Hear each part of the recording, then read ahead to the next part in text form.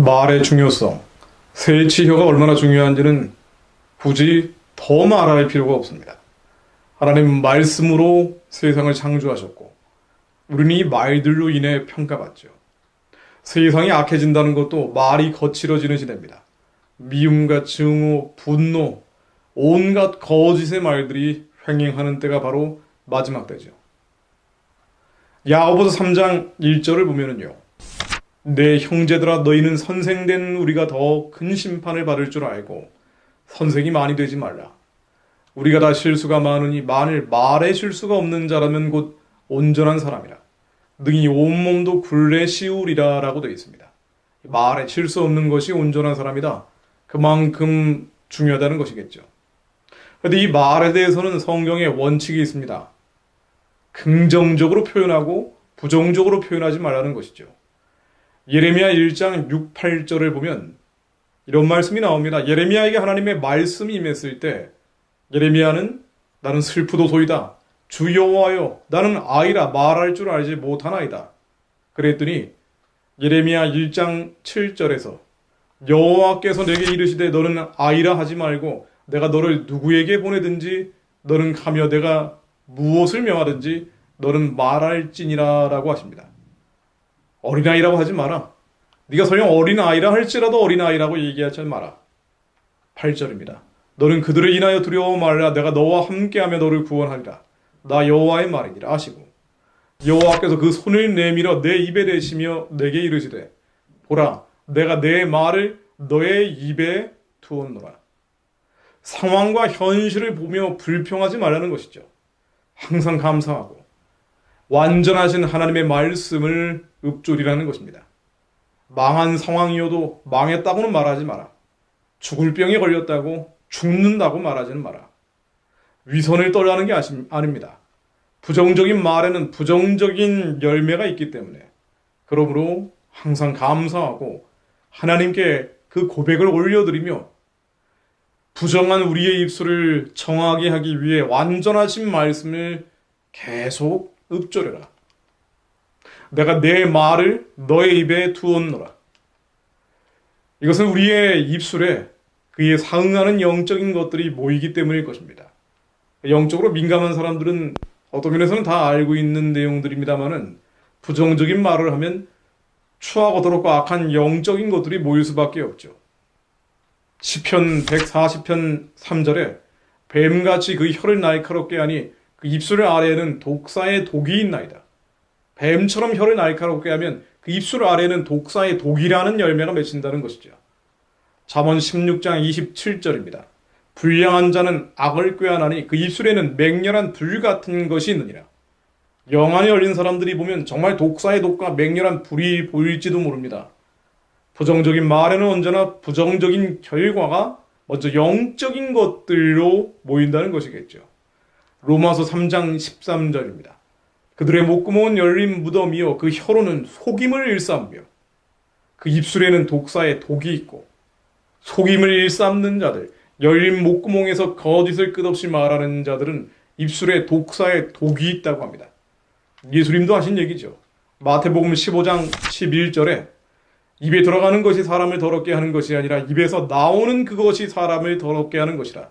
거짓을 말하고 온갖 독소들을 내뿜는 이들은 그 입술에 언제나 독사의 독과 맹렬한 불과 나쁜 영적인 것들이 모인다는 의미로 해석이 됩니다. 그러므로 잠언 24장 2절에 그들의 마음은 강포를 품고 그들의 입술은 재앙을 말함이니이다. 10장 32절에 의인의 입술은 기쁘게 할 것을 알거늘 악인의 입은 패역을 말하느니라. 그러니까 악한 자들은 언제나 말을 재앙이나 패역을 말하고 하나님을 대적하는 것들을 항상 한다는 것이죠. 말은 일정한 파장을 갖고 있다는 것일 것입니다. 영적인 것들을 끌어당기겠죠. 우리가 하나님을 찬양하고 경배하는 말들을 계속할 때 성령께서 항상 우리와 함께 하시고 그러나 지옥의 것들, 죽음의 것들을 끝없이 말하면 반드시 어둡고 추하고 습습한 영적인 것들이 모인다는 뜻일 것입니다. 물의 실험은 유명하죠. 물 한 컵을 두고 고맙습니다라고 이야기하고 또 다른 컵에 짜증나라고 이야기하면 그 물의 성질이 바뀐다는 거 아닙니까? 불평할 만한 상황이어도 불평하지 말고, 절망할 만한 환경이어도 절망을 입으로 자백하지 말고, 항상 감사하며 완전하신 하나님의 말씀을 읊조려야 한다는 것이죠. 나라와 민족에 대한 것은 더더군다나 마찬가지일 겁니다. 나라가 설령 망할 것 같은 상황이라 하더라도, 나라가 끝나가는 것 같다 할지라도, 이 나라 망했다, 끝났다라고 이야기하는 건 정말 조심해야겠죠. 졸고 있는 자들, 잠들어 있는 자들을 깨워야 하는 것은 중요한 것입니다만은 하나님의 마음이 정확히 어디에 있는지 알고 대변해야 할 것입니다. 이 나라가 기울어가는 여러 가지 문제점들을 보고 이제 불심판이 올 것입니다. 끝났습니다. 망했습니다. 도망가야 합니다. 라고 이야기하는 것은 하나님의 마음과는 거리가 멀죠. 하나님은 재앙이 아니라 평안 장래의 소망을 주시려는 분입니다. 설령 아무리 망해가고 끝나가는 것 같다 할지라도 그것을 입술로 고백하는 것은 정말 조심해야 합니다. 주님의 마음이 정확히 어디에 있는지 알고 대변할 수밖에 없죠. 저도 항상 조심하는 것입니다. 졸고 있는 자들, 자든 자들 깨워야 하는 것은 너무나 필요한 일입니다만은 그럼에도 불구하고 하나님은 반드시 회개하고 회복시키기를 원하시는 분입니다. 그럼에도 불구하고 우리는 입술로 끝없이 죄를 짓습니다. 야고보서 3장 2절, 아까 제가 인용한 말씀처럼 우리가 다 실수가 많으니 만일 말에 실수가 없는 자야 온전한 사람인데, 6절에 혀는 곧 불이요 불의의 세계라. 혀는 우리 지체 중에 온몸을 더럽히고 삶의 수레바퀴를 불사르나니 그 사르는 것이 지옥불에서 나느니라. 우리 입술에서 계속 지옥불이 나온다는 얘기죠. 오주구리가 이것이 통제가 안 되면 시편 141편 3절에 여호와여 내 입에 파수꾼을 세우시고 내 입술의 문을 지키소서. 시편 기자는 하나님 내 힘으로 능으로 안 되니 파수꾼을 내 입술에 세워주십시오 라고 했겠습니까? 그러므로 우리는 우리의 불결하고 불순한 혀를 완전케 하기 위해 하나님이 필요합니다. 이사야 6장 5절 말씀을 보면요, 그때 내가 말하되 화로다 나여 망하게 되었도다. 나는 입술이 부정한 사람이요 나는 입술이 부정한 백성 중에 거주하며 만군의 여호와이신 왕을 배웠음이로다 하였더라 라는 말씀이 나옵니다. 입술이 부정한 사람, 입술이 부정한 백성 중에 거주하는 자, 말이 그만큼 중요하다는 것이죠. 그때 하나님은 우리에게 해결책을 제시해 주십니다. 6절입니다. 그때 그 수랍 중에 하나가 부젓가락으로 제단에서 집은 바 핀 수출 손에 가지고 내게로 날아와서 그것을 내 입술에 내며 이르되 보라 이것이 너의 입에 닿았으니 너의 악이 제하여졌고 너의 죄가 사하여졌느니라 하더라. 수출되시죠. 하나님은 이 수출을 통해 깨끗게 하십니다. 바로 깨끗게 하는 숫, 이것이 완전하신 하나님의 말씀입니다. 더럽고 추하고 악한 것들을 말하는 것이 아니라 불평과 불만과 원망과 분노를 쏟아내는 것이 아니라 우리의 입술로 하여금 완전하신 하나님을 찬양하고 또한 말씀을 읊조리는 것, 이것이 하나님이 우리에게 주신 수치입니다. 그래야 우리는 정결해집니다. 시편 34편 1절로 내가 여호와를 항상 송축하며 내 입술로 항상 주를 찬양하리이다. 주님을 찬양하는 것, 이것이 우리에게 주신 하나님의 수치입니다. 시편 51편 15절로 주여 내 입술을 열어 주소서 내 입이 주를 찬송하여 전파하리이다. 주님을 찬송하는 것, 주님을 전파하는 것, 이것이 하나님이 우리에게 주신 수치입니다. 시편 63편 3절로 주의 인자하심이 생명보다 나음으로 내 입술이 주를 찬양할 것이니라. 주님을 찬양하는 것, 이것이 우리의 불결한 입술을 깨끗게 하는 하나님이 우리에게 주신 수치입니다. 우리는 끝없이 말로 실수하지만 이 실수를 어떻게 의지적으로 막을 수 있겠습니까? 다짐하고 또 결단해도 어려운 우리의 불결한 입술을 깨끗게 하는 것은 끝없이 하나님을 찬양하는 것이죠. 시편 119편 13절로 주의 입의 모든 규례들을 나의 입술로 선포하였으며 하나님의 말씀을 선포하는 것입니다. 이것이 우리를 깨끗게 하는 하나님이 주신 수치죠. 잠언 8장 6절로 너희는 들을지어다 내가 가장 선한 것을 말하리라. 내 입술을 열어 정직을 내리리라. 가장 선한 것을 말하는 것. 우리가 아무리 바늘로 다리를 찌르며 막으려 해도 우리 입술을 막을 수 없으나 오히려 가장 선한 것을 말할 때 하나님께서 우리를 깨끗게 하십니다. 그러므로 다윗은 시편 1편 1, 2절에서 복 있는 사람은 악인들의 꾀를 따르지 아니하며 죄인들의 길에 서지 아니하며 오만한 자들의 자리에 앉지 아니하고 오직 여호와의 율법을 즐거워하고 그의 율법을 주야로 묵상하는도다라고 고백합니다. 악인들의 꾀, 죄인들의 길, 오만한 자들의 자리, 악한 말들을 내뱉는 모임이죠. 악한 말들을 하는 사람들입니다.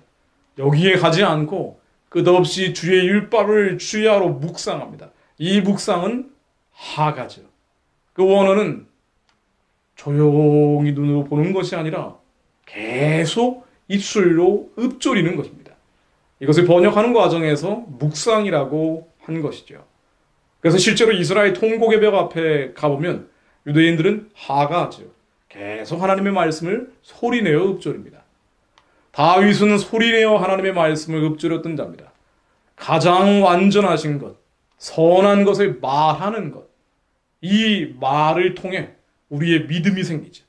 우리의 말을 통해 믿음은 굳어집니다. 그러므로 불결하고 불순하고 더러운 입술을 수치로 정화시키기 위해서는 끝없이 주님의 율법을 묵상하는 것, 계속 하나님의 말씀을 읊조리는 것, 이것이 너무나 중요하다는 것이죠. 하나님은 우리의 입술의 열매를 창조하시는 분입니다.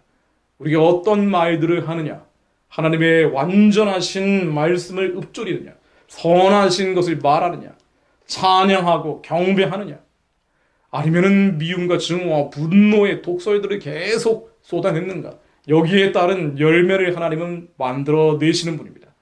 이사야 57장 19절로 입술의 열매를 창조하는 자 여호와가 말하노라. 먼데 있는 자에게든지 가까워 있는 자에게든지 평강이 있을지어다 평강이 있을지어다 내가 그를 고치리라 하셨느니라.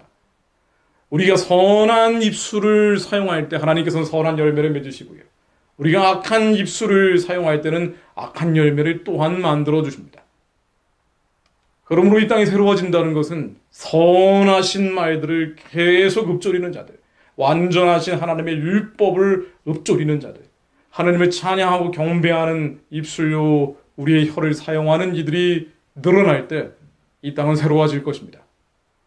아무리 어렵고 힘들고 괴롭고 억울한 상황, 정말 억울한 상황, 그렇다 할지라도 우리는 입술을 단속할 필요가 있죠. 어디 상담받지 말라는 이야기가 아니고요. 투덜투덜대는 것, 원망하고 불평하는 것, 욕설하는 것, 비난하고 비판하는 것, 그 대신 항상 감사하고 주님을 찬양하고 주님의 말씀을 주야로 묵상하며 하가하는 것. 그때 여호와께서는 입술의 열매를 창조하실 것입니다.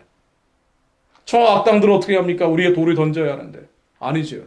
악인들은 그가 내뱉은 악한 말로 인해 결국은 무너질 것입니다.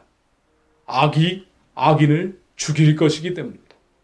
그들이 내뱉은 악한 말로 인해, 그들이 내뱉은 거짓으로 인해, 그들이 내뱉은 속임으로 인해, 그들이 내뱉은 하나님을 대적하는 저 참남된 말들로 인해 결국은 무너질 것입니다. 우리는 오히려 하나님의 완전하신 말씀을 읊조림으로 우리 힘과 능이 아닌, 우리의 손을 더럽히는 것이 아닌 하나님의 초월적 심판이 이 한반도 위에 이루어질 수 있도록 끝없이 기도할 뿐입니다. 의인은 고난이 많으나 여호와께서 그의 모든 고난에서 건지시는도다. 주님 이 말씀을 믿습니다. 그의 모든 뼈를 보호하시며 하나님 이 말씀을 믿습니다. 그 중에서 하나도 꺾이지 아니하는도다. 이 말씀 또한 믿습니다. 악이 악인을 죽일 것이다. 의인을 미워하는 자는 벌을 받으리로다. 하나님 이 말씀이 주님의 공의와 온전한 심판이 한반도 위에 이루어지게 하시고 남은 자들은 끝없이 주님의 말씀을 하가하며 읊조리며 찬양하며 선한 것을 말함으로 우리 입술 밑에 악하고 독한 독사의 독이 맺히지 않게 하시고 맹렬한 불이 사라지게 하시며 속임이 없게 하시고 하나님께서 수치로 우리를 깨끗게 하여 주옵소서.